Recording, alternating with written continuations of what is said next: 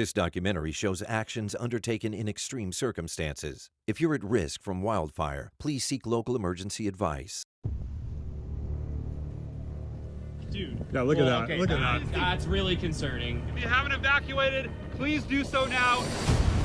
Wildfire ignites in bone-dry hills above Pacific Palisades, California. Fanned by hurricane-force winds, homes are burning in less than an hour.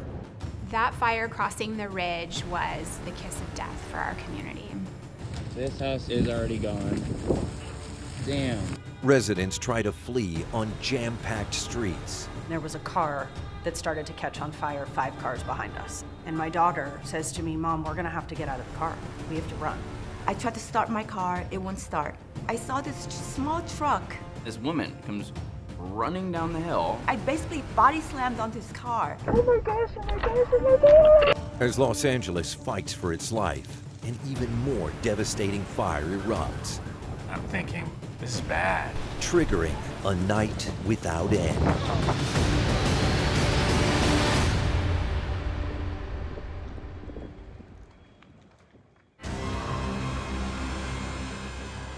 At 6:18 p.m., the Eaton fire ignites beneath power lines in the San Gabriel Mountains above Altadena.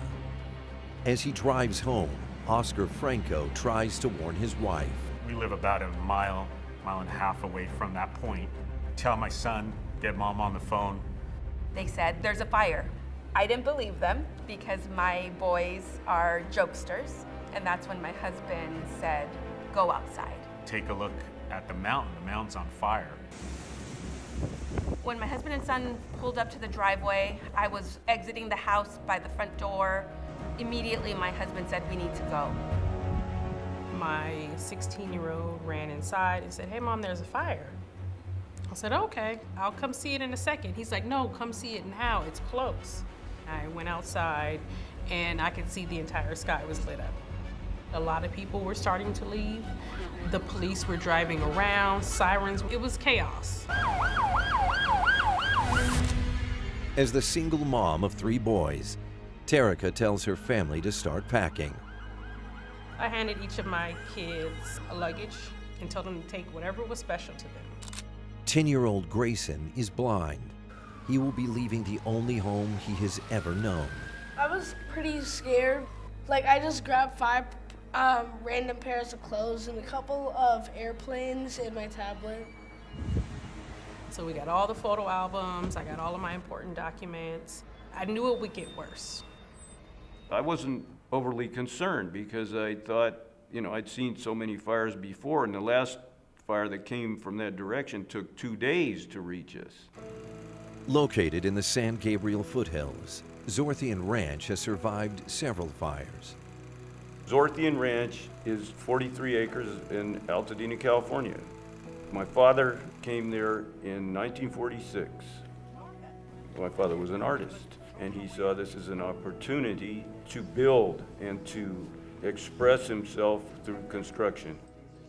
From Zorthian, the distant fire is hidden by the mountains in between.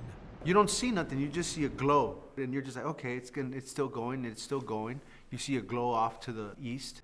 A few times I had to go down, get away from the mountain so I could see where it was. It became increasingly clear that it was approaching us. Hey babe, we have to get out of here. Oh my God. I knew the fire department wasn't going to come up and help us fight the fire, but I was convinced that I was ready to fight it and we could stop it. Southwest of the fire, Rich Snyder knows that it will soon reach his neighborhood. Wherever the smoke is going is where the fire's gonna go. And it was coming over my neighborhood. Within 20 minutes, we had embers dropping, and we had a police car drive down the street announcing mandatory evacuation. And my neighbors left. 45 minutes after the start of the Eaton fire, homes were burning in my community. An hour after it started, I still didn't have a fire engine there. We are so Damn it. Damn it. Let's make sure Lee's house doesn't catch on fire. I called the dispatch. Hey, it's Rich. Got a house that's just starting. If you can get an engine here, we can save my street. And dispatch says, we've got nothing. You're on your own. Find something else for you. Just 8 blocks north, a full firefighting strike team tries to slow the fire's spread. But all this water is just one small drop in a proverbial bucket of flame. Wildfires are fought by creating fire breaks with bulldozers because you can't deliver enough water for the amount of heat that's being generated. Across Southern California, thousands of first responders mobilize. But the combined scale of the Palisades and Eaton fires is already beyond the worst-case projections. If you had one fire engine just on the Eaton fire for every house that was burning, you'd need 8,000 fire engines and 27,000 firefighters. There's not that many firefighters in the state of California. So the thought of there wasn't enough firefighters, you're right, there wasn't. And there never will be. Building's on fire, man, we gotta go. Adding to the chaos, Altadena is home to dozens of large-scale retirement and assisted living communities. There you go. Let's take them out. With emergency phone lines flooded by requests for assistance, first responders race against time and fire to help people evacuate. This was a hurricane. Instead of wind and water, it was wind and fire.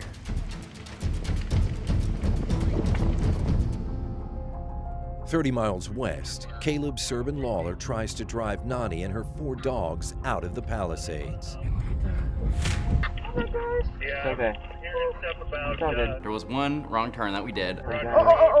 Sorry. We actually started going back up the hill. Nani's like, no! Whirly. Straight? I got you. I was mainly scared about the flying trash cans. You're driving down, a freaking trash can would fly right across you. I was more worried about something hitting and disabling my vehicle. I was afraid that his car would catch on fire and we would just all die.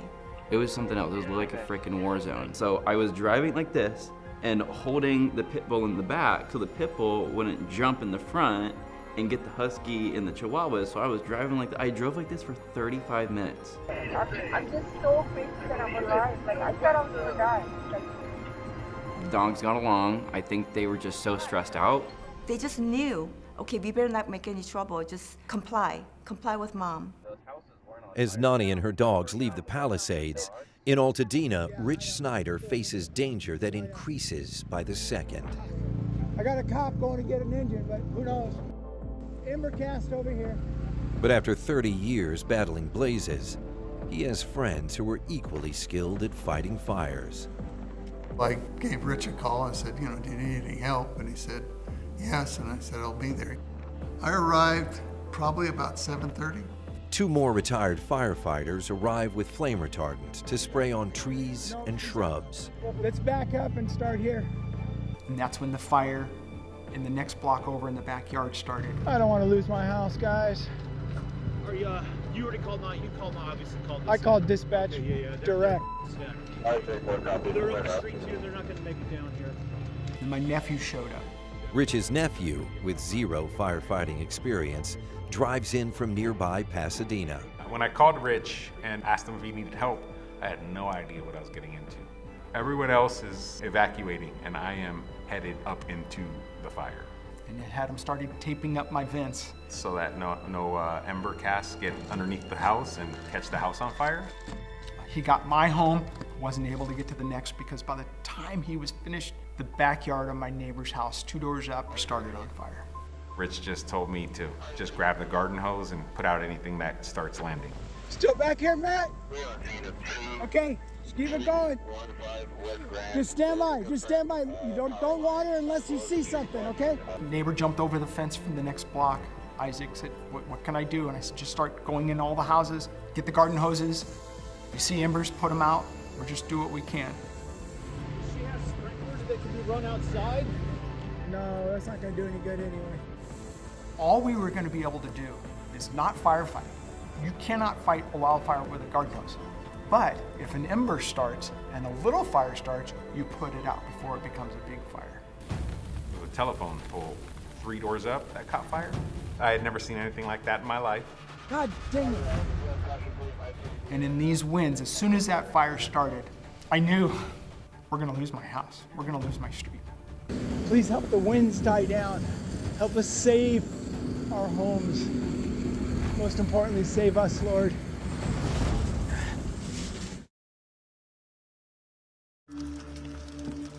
The Palisades and Eaton fires are separate nightmare events, but their speed and ferocity are best explained by what they have in common. We had 2 wet, rainy seasons, lots of fuel growth, and now we've got vegetation that was thicker, particularly the flashy fuels. More vegetation that was stressed because of the drought. So you had all this foliage that is just baking in the sun for months and months. And on top of that, you had this giant windstorm. With all these conditions, I think it doesn't take a rocket scientist to really figure out that what could occur could be unprecedented. Bro, we gotta go! The height of the brush was unbelievable. And I'd always sort of looked at the valley topography. If the conditions came, there would be nothing that could stop this because the brush goes right up to the properties. It happened. Wasn't a surprise. When you add these winds, it's going to blow right into some of these neighborhoods. And once it hits those neighborhoods, you're going to have what happened in Paradise a few years ago. You're going to have what happened in Santa Rosa in Northern California. And yeah, it's going to happen again. Homes are burning everywhere. They're everywhere. You don't have to be in a wildland area for this to be a problem. Now that seems like blowing the whistle and saying, hey, everyone in the world's gonna burn down. We saw Lahaina. How many people thought that Lahaina was gonna burn to the ground? Coast to coast, America has been hit hard by dozens of recent megafires. This pattern is being repeated all over the globe. The deadliest wildfires in Chile's history recently killed more than 100 people. When you have the interface of communities, urban setting next to a wildfire area, that is a collision of disaster. In Australia, a swarm of wildfires burned more than 207 million acres. In Canada, smoke from record-breaking wildfires impacted the health of nearly 350 million people in Europe, Canada, and the United States. Portugal and Spain are now under siege by over 1,000 wildfires per year. We're all potentially threatened. This can happen again without even there being a mountain fire. It can happen in a residential neighborhood, just a windstorm and a spark from a power line. I think this gave us a taste of what could be coming in the future.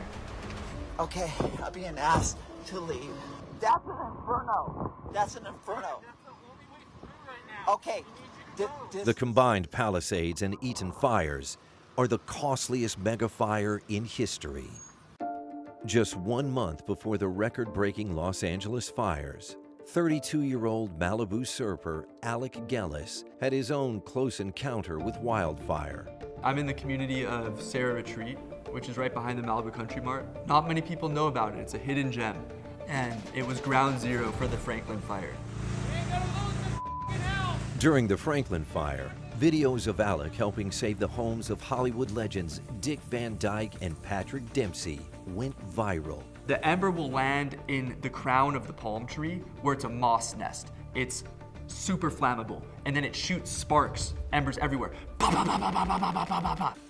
They'll land on a lawn, they'll land in a bush, they'll land on a roof, but if you're there with your hose and you can spray it down, you can save a whole neighborhood. In total, just 20 buildings were lost to the Franklin fire. January 7th, 2025, gives Alec a bad feeling of deja vu. It's like a month since the Franklin fire. This Palisades fire's a whole nother beast. The winds are twice as fast. It's moving 10 times faster. I go to my girlfriend at the time's house, monitoring the fire from that vantage point. The wind's picking up, but it's like, you know, you're in Malibu, the Palisades is 15 miles away. You're thinking, how could the fire go all the way down PCH and get to Malibu? PCH is Pacific Coast Highway, one of the most iconic coast roads in the world. I'm going every once in a while, driving down PCH, coming back, checking where the fire is. There's firefighters and police driving around into cul-de-sacs telling people they're gonna die and they need to evacuate now. There's cars trying to evacuate, people parking in the middle of the street, abandoning their cars, bulldozers literally bulldozing cars out of the road. It's like a zombie apocalypse. Halfway between Malibu and the Palisades Highlands lies Tuna Canyon and a small ranch owned by Nicholas Walker. We have a small farm. So when I hear life-threatening winds, then what I try to do in my own little world is our fire protocol. When I choose to live by nature, I have to adopt her principles because she will always win. My wife said, "Do you think we should move the animals?" And I said, "Yes, let's start that protocol." But I never thought that it would come up to us that quickly. The fast-moving fire forces heartbreaking decisions. We couldn't load the llamas because the fire was too quick. We couldn't load the alpacas, the sheep, the goats. These are part of a family, you know? So those are the animals we left, and I thought, I'm so sorry that I was not able to, move you out of there. My black horse's name is Sovereignty. He was a rescue. He's what I call the ambassador of love. He's just perfect. We had to leave him because he did not want to load. You can't force load. He's 2,000 pounds and he has a lot of will, and it just makes me sad. Just reliving it again. So I wetted down the pasture and I just said a prayer. Using water from tanks, Nicholas prepares high-powered spray systems that he hopes will save his neighborhood. Now out of danger, Nani Nam fears the possible loss of her home. When my mom, she knew she was gonna die, she said, "Make this house like a womb. So when I'm gone, when you come inside this house, you'll be safe, you'll be secure, and you'll be loved, no matter what." Yeah. Thank you so much. I got you, no problem. We got to her friend's house. I dropped Nani off with the dogs. She was okay, just really exhausted. It was a miracle. I felt blessed, just grateful that I was alive, grateful to Caleb that he was there. She would have passed out from smoke inhalation before she got halfway down the hill, because you can't even see anything, or got hit by a trash can. I believe with all my heart that my mom sent him there. My mom sent him there to save me. That was my only hope that day. That was my only hope. Yep. That was my only hope. Above Altadena, at Zorthian Ranch, Alan and his team are hoping for the best, but preparing for the worst. The fire, and every time it dropped in the valley, it would burn its way a little higher. Drop down into the valley and just keep climbing a little higher. It was just breathing through the valley and making its way up and then coming over. One of the people who keeps his animals there decided to stay with me, and he brought 4 of his friends. I didn't ask them to, but they stayed up there with me. I knew it was at jeopardy. I knew all the consequences, and that's why I stood there, because I wanted to see it through. And I had my responsibility there, which were the animals. We're moving goats. We're helping the lower ranch move the donkey. We didn't move the sheep and the cows because just there were so many. We're thinking like the fire is just gonna burn everything around us if we keep this really moist. That was the idea, right? Alan had some gentlemen spraying some gel. They're spraying down this whole pasture. It was just too hot and the wind was too fast. It was blowing so hard I had to brace myself to stand up. It was like a bellows that was something out of hell. Alan, he's not gonna leave his ranch. You have to pry him from that to let it burn. Okay, here at the Zorthian Ranch, getting later and later in the evening. It's coming up over the ridge this way around us. After soaking their home in the Palisades for 3 hours before evacuating, the Price family are finally taking a well-earned break. We sat the kids down and we felt like, okay, let's make things feel somewhat normal and have dinner. We had gotten the kids, the things that were really important to us out. And so from that perspective, it was really time to just see what was going on and was there anything else that we could do. And when we turned on the news, we saw that the fire had already made it into town. We tried to check the ring system and we did not have power, so we were not able to see our home. We did have a fellow family member that had evacuated with us, and they were able to check their ring cam. We saw the embers and the fire flying towards their home, and then their power cut out. The ring went out and we never saw any more footage of their home. And David looked at me and he said, "We have to go back."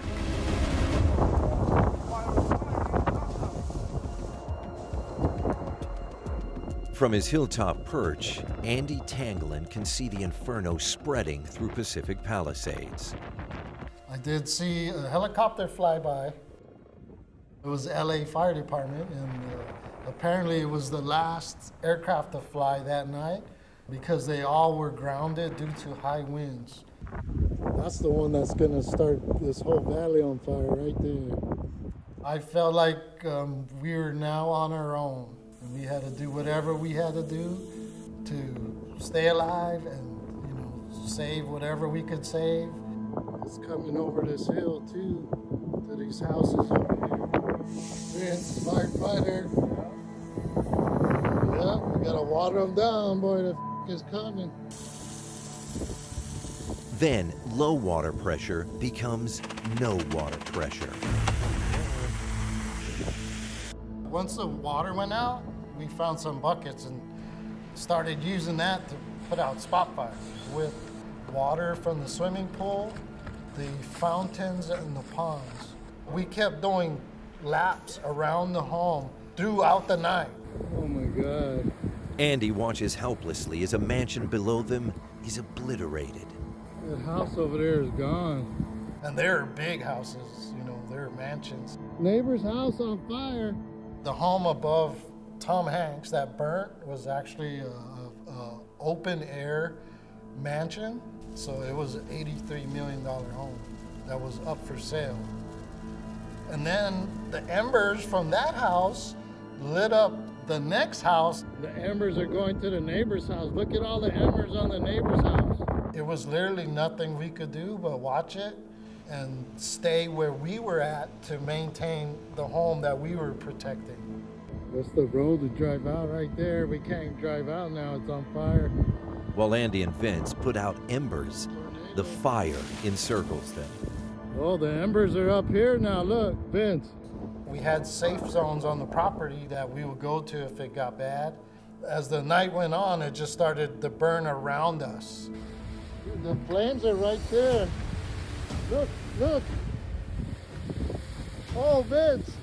Across Los Angeles, ordinary people, they're never asked to be heroes, brace for the fight of their life. This is not the kind of city lights we want to see. We shall see what happens.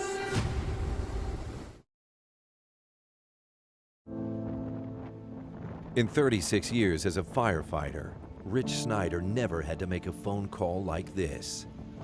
Is that Julie? Yes. Julie, we did everything. Everything. There's no fire engines. I am so sorry. It's heart-wrenching. Firefighters don't like to lose, and it's things that firefighters have to deal with. This time was different, because it wasn't a stranger's house. It was Julie's house, and then Greg's house, and then Dave's house, Miss Lee's house. Eventually, it was going to be my house, so it was personal. I think it's going to hit Lee's house too, and hopefully it doesn't go further than that. We're waiting on some fire engines. So sorry. When you're going out on strike teams or even for house fires, you already start with your plan before you even get there. You know what you're going to do before you get there. I couldn't come up with a plan. I had scenarios, and I ran them out. I've got this flipping wind at 100 miles an hour and fire blowing down the street. There was no way to win. But we did everything we could.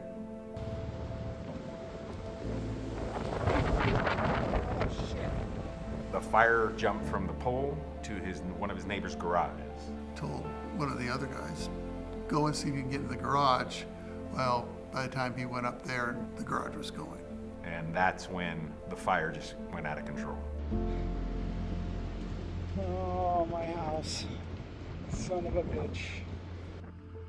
In Pacific Palisades, Tracy and David Price drive home through a town they barely recognize. We bobbed and weaved around the blockades, and if one street was closed, we kind of made a left and went down another street, and it was just mayhem. The town was absolutely crazy. It was like driving into a war zone. There was people and vehicles and things were all over the place, but nobody knew what they were doing. There was really no rhyme or reason to what any of the emergency crews were doing.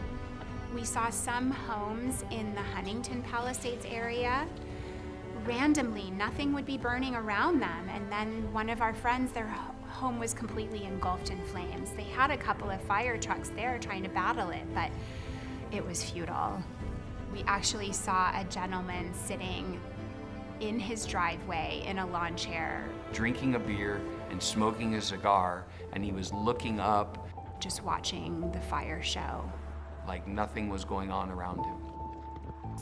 We pulled up to the house and we went right back to where we were. We just kept watering and watering and watering with our backs to the wind, using the wind to blow the water where it needed to go. The winds were so strong at that point, raining sheets of flames on us from the house behind us. And it wasn't just sort of on fire, it was engulfed. These embers were the size of charcoal briquettes, and they were flying through the air at 90 miles an hour. It was time to pack up, and I had done all I could really do, and I felt good. Whatever outcome was gonna happen, I was good with it. We were able to make it back to the home where our family had evacuated. I remember getting into the shower and thinking, just please save my home, just please save my home, please save my home. Good. Go do it, go help them. I'm gonna keep embers here. In Altadena, Rich Snyder is locked into a desperate battle to save as many homes as possible. Hey, Matt, I just wanna make sure you're okay. We may be pulling out soon though. By this point, embers are blowing everywhere. He said, Matt, you okay? And I may not have been okay mentally, but physically I was gonna stay there because I knew my Uncle Rich had my back. If you feel threatened, you just come out front and we'll go. I knew that if we left, we were gonna lose this house. So I didn't want to leave. Our Father who art in heaven, hallowed be thy name, thy kingdom come, thy will be done, on earth that is in heaven. And then I noticed up behind me that it had caught in a palm tree. Nothing is worse in a fire than when the palm fronds start taking off. Dead palms will catch on fire, and in that kind of wind will send embers miles. Embers are going everywhere, and I'm spraying the hose, just trying to get as many as I can, and I see, it was a different type of glow. It wasn't the glow from the fire, it was the glow from the lights of the fire engine. And I thought, oh, thank God, at least there's an engine here. It came from 35 miles away. It's a welcome sight to say you have an engine, because now you have access to real water. It had 3 people on it for 2 house fires. But it was a start. And the thing that gave me the most comfort was the understanding that they knew our neighborhood was on fire, so more help could come. In Tuna Canyon, Nicholas Walker is surrounded by fire and completely on his own. I went back and forth to the 3 houses checking if all the water was good. Everything was on fire. It was apocalyptic. What took me completely off guard was the 100-mile-per-hour gusts. Usually flames are vertical. This was horizontal. It was always a blowtorch being pushed. When you have that kind of wind, you can't really direct water. So what I did is I put the nozzle straight up, and the wind puts it on the house. I call it facing your reptilian self. That you kind of like, okay, it's me, myself, God. I do believe in God. And I just prayed and just kept doing what I did. The fire headed to Malibu, because from my house, I could see Malibu Surfriders Beach. So it was heading that way. In Malibu, Alec Gellis hopes to save his girlfriend's hilltop home. The fire's coming. I'm breaking out the hoses. We're getting it soaked down, soaking down her house. It's so overwhelming. It's moving through neighborhoods where I know dozens of people, and houses are burning, businesses are burning. The fire is now so close.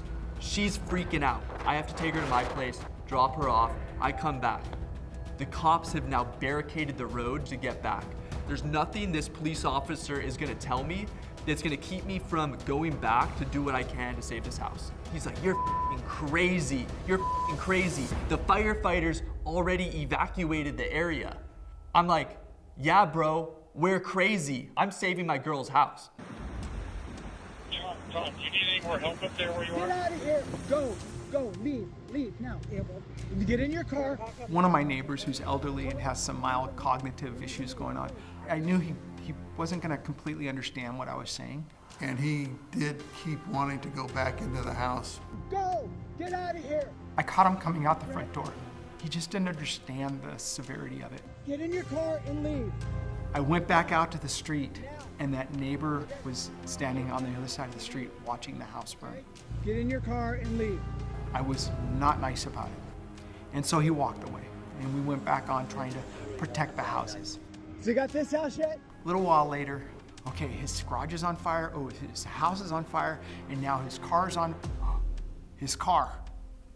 He didn't leave. Help!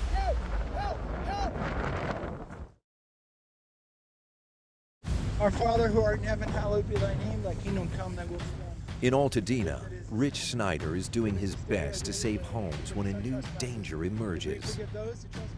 I looked at my neighbor's house and went, okay, his garage is on fire, oh, his house is on fire, and now his car's on, his car. He didn't leave. And so I ran up to the door. Come here! Come here! Come here right now! Come with me! Come with me! No! Your house is on fire! No! You have to come with me! Come with me! And he said, no, and he started yelling. He just didn't understand. So I physically grabbed his sweatshirt and I was pulling him across his lawn. And the lawn, there's just fire and embers. And I'm yelling. I see a police officer and I started yelling, help! Help! Hey! Help! Hey! She couldn't hear me because of the wind. My garage is on fire! I know. There's nothing we can do. Yeah. We need to get him out of here. Hey, wait, I'll go. I'll get in my car. I need the closest vehicle. I need the closest vehicle and put him in it and take him out. Get him in your house. Well, wait, Richard, can I get in my car and go? No, your car is on fire. No.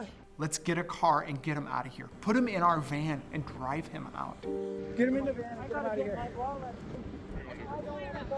You have to.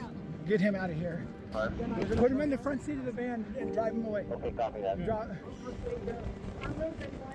I know. I told you a while ago that we had to get out. We're gonna try to get Put it out. It's okay. What's that? Put the garage out. Here comes a fire engine. Here comes a fire.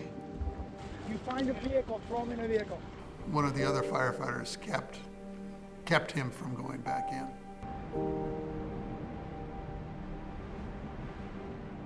Eventually, his house was destroyed. In the Santa Monica Mountains, on a hilltop overlooking Pacific Palisades, the long night continues for Andy Tangelin and his buddy Vince. There goes the gate. The gate is on fire. If you ever seen a green hedges burn, it's literally like a flare.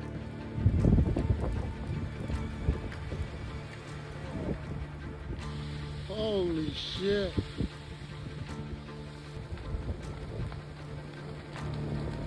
I love that thing. The gazebo is so epic. The worst is the wood chip mulch. Don't put wood chip mulch on your house or property because it's the fire starter. You can't run with a 5-gallon bucket of water. It's so heavy, our legs are gone. You know, and we're running on adrenaline all night. That's what kept us going. So we literally was like a team. There we go, I got him out. In Altadena, the flames finally reach Zorthian Ranch. I think it was about 3 a.m. Flames come down that ridge. That's coming real close here. Then big flashes of light, and I thought our house that's on that ridge is certainly gone. And then we watched it envelop our lower property. It came up the canyon very quickly. So that's just on the other side of the ridge there. Oh boy. Lord help us. We were putting fire retardant on everything that we could, pulling hoses. It was dark.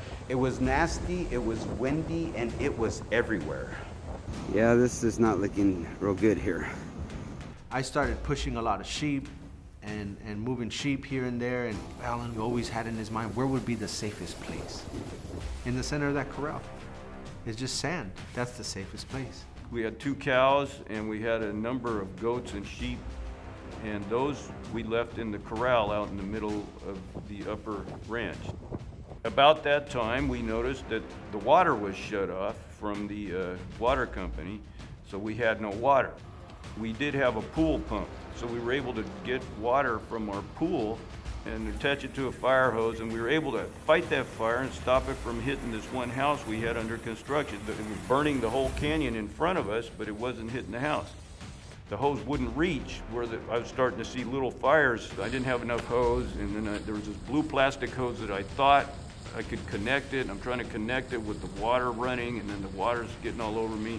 In the meantime, the little fires are turning into bigger fires, and you know, I was able to get some water on it, but it was just not enough. And then the water did stop from the pool. I believe that the pool pump stopped working because the hose burned. So there was no way I could stop the flames at that point. And they were getting kind of concerned that it was going to be too dangerous to stay up there. Now I'm forcing everybody to go. And there's one guy, Thomas, who stayed up there. Thomas did not leave. I'm here, everyone's just about to go down, and we'll give a head count after it passes. So, wishing everybody all good things. Peace. I knew what I was doing no matter what. I would literally giving them notice, like, I'm of sound mind, I know what I'm doing, don't be concerned for me, you go away. I've already made arrangements, I'll be in the corral with the animals. I'm got my sheep. We didn't get these ones evacuated.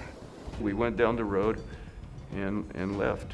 I didn't stay in the corral because I'm an animal activist. I stood in the corral because I know those animals. I cared for them every day, like giving water and picking up their poop. I'll be under the bed here in a sleeping bag. I got my water hose here, so I'll hang out as long as I can to protect these little guys and see what happens. Hopefully it just blows over. I'm grateful the will's in place. You know what I mean?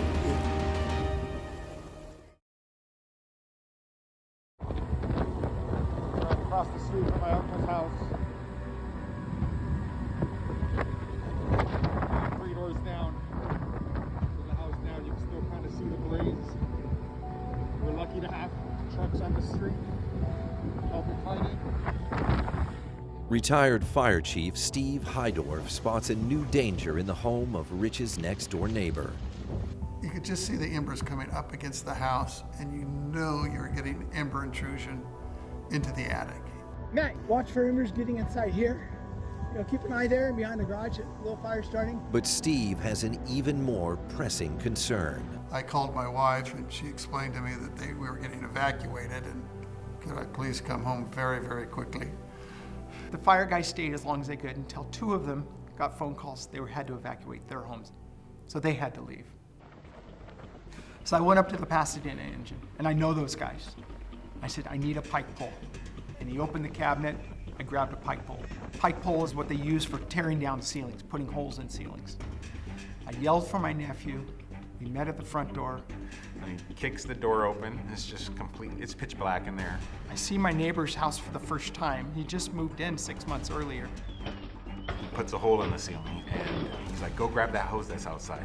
I took the hose, I opened up the nozzle, started squirting water into the attic, and told my nephew, go into the kitchen and start putting some holes in that ceiling. He's not a firefighter, he's my nephew. He started pulling, and this fire's rolling in the attic, and I started hitting it with the hose. I come back out from the kitchen, he said, Matt, we just saved this house.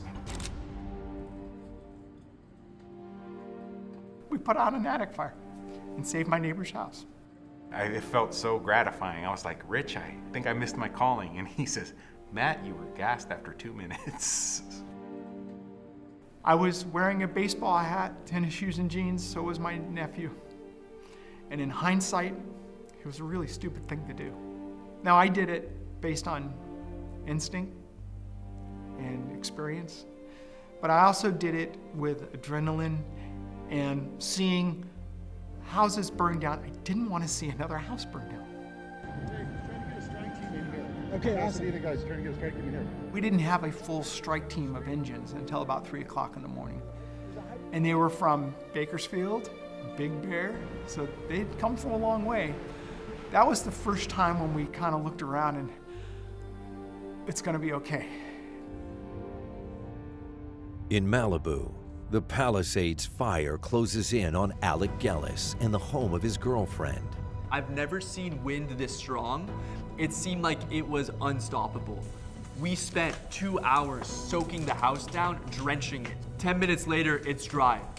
It's like a storm of embers, like hornets that are on fire stinging me. We weren't prepared with the respirators. All I had was an N95. I had some goggles, I had some glasses, I had a hat, and I'm putting out the fires. Every single direction I look is fire. It's like the atmosphere's on fire. It's like another planet. It's like I'm on a fire planet. There's fire up against the house. What am I gonna do? In the Zorthian Ranch Corral, Thomas has retreated to his makeshift shelter, surrounded by animals and flames. I did get under a cast iron bathtub with a sleeping bag and a pillow and got myself under this container, but it was cracked open. I was able to speak to them. Okay, I'm in my little container here. In the bathtub, it looks like the flames are going across there. Sparks are flying in. And it's like you're in a coffin, but hopefully it passes soon. The whole key to this was having the bull hear my voice and let him know that everything's okay, everything's okay. So as long as the bull stayed calm through just resonating, no matter what's going on, I knew we were gonna be okay. I was grateful that I was still in the game because I was looking at death in that barrel. Very crazy. I hope this passes soon. It's getting pretty fast and furious. Hey, shepherd going down with his flock. I jumped out of that barrel, and that's when I got my senses about me. But yeah, there goes the gift shop. Just as long as we keep the fire away from us. I was in a bathtub under there. Got real smoky. Then it made more sense to be out here. Some of these guys got a little bit of burns on the back. When the fiery embers hit the sheep's wool, it would start like this little smoldering red little inferno on them. And I would go back and douse them out because that was the thing to do. And then you got this bull and they're just like looking at the whole thing and everyone's crowded around them. And I knew the meaning of what it meant for me to be alive. Here's the sound of my voice, guys. We're good.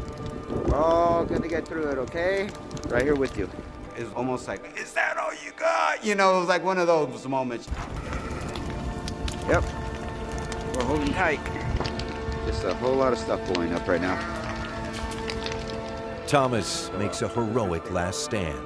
In a few short hours, hundreds of Altadena residents will do the same.